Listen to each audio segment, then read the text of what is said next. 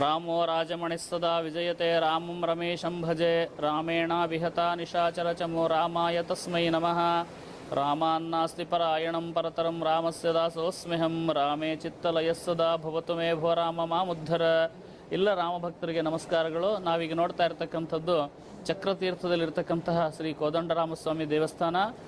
ನಮ್ಮ ಪುರಾಣಗಳ ಪ್ರಕಾರ ಯಾವಾಗ ಭಗೀರಥ ಮಹರ್ಷಿ ತನ್ನ ಪಿತೃಗಳಿಗೆ ಸಗರ ಚಕ್ರವರ್ತಿಯ ಮಕ್ಕಳಿಗೆ ಮುಕ್ತಿ ಕೊಡಬೇಕು ಅಂತ ಹೇಳಿ ಗಂಗೆಯನ್ನು ಪ್ರಾರ್ಥಿಸಿದಾಗ ಬ್ರಹ್ಮನ ಕಮಂಡಲದಿಂದ ವಿಷ್ಣುಪಾದದ ಮೇಲೆ ಬಿದ್ದಂತಹ ಗಂಗೆ ಹಂಪಿಯಲ್ಲಿ ನಾನು ತುಂಗಭದ್ರೆಯಾಗಿ ಹರಿದು ವರ್ಷಕ್ಕೊಂದ್ಸಾರಿ ಶ್ರೀ ರಾಮದೇವರ ದಿವ್ಯ ಚರಣಗಳನ್ನು ಸ್ಪರ್ಶ ಮಾಡಿ ಹೋಗ್ತೀನಿ ಅಂತ ಹೇಳಿ ಮಾತು ಕೊಟ್ಟಿದ್ದಾಳೆ ಅಂತಕ್ಕಂಥದ್ದು ನಮಗೆ ಪುರಾಣಗಳಲ್ಲಿ ಕಂಡು ಬರತಕ್ಕಂಥ ವಿಷಯ ಆಗಿದೆ.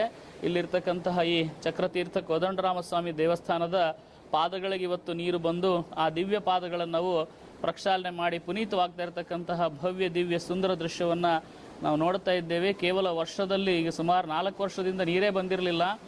ಈ ವರ್ಷ ನೀರು ಬಂದಿದ್ದು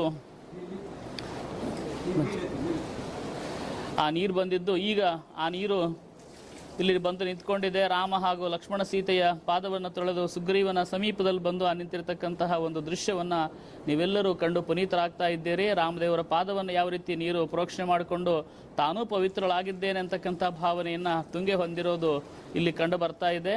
ಇದು ಕೇವಲ ವರ್ಷದಲ್ಲಿ ಮಳೆಗಾಲದಲ್ಲಿ 1-2 ವರ್ಷ ಅದು ಆಶ್ಲೇಷ ಮಳೆಯಲ್ಲಿ ಬರ್ತಕ್ಕಂತಹ ಒಂದು ವಿಶೇಷವಾಗಿರ್ತಕ್ಕಂತಹ ಪ್ರಸಕ್ತಿಯಾಗಿದೆ. ಎಲ್ಲರಿಗೂ ಬಂದು ನೋಡ್ಲಿಕ್ಕೆ ಆಗೋದಿಲ್ಲ. ಇದು ಎಲ್ಲರೂ ಕೂಡ ನೀವು ಈ ಒಂದು ವಿಡಿಯೋದಲ್ಲೇ ನೋಡಿ ಧನ್ಯರಾಗಬೇಕು ಅಂತ ಹೇಳಿ ಪ್ರಾರ್ಥನೆ.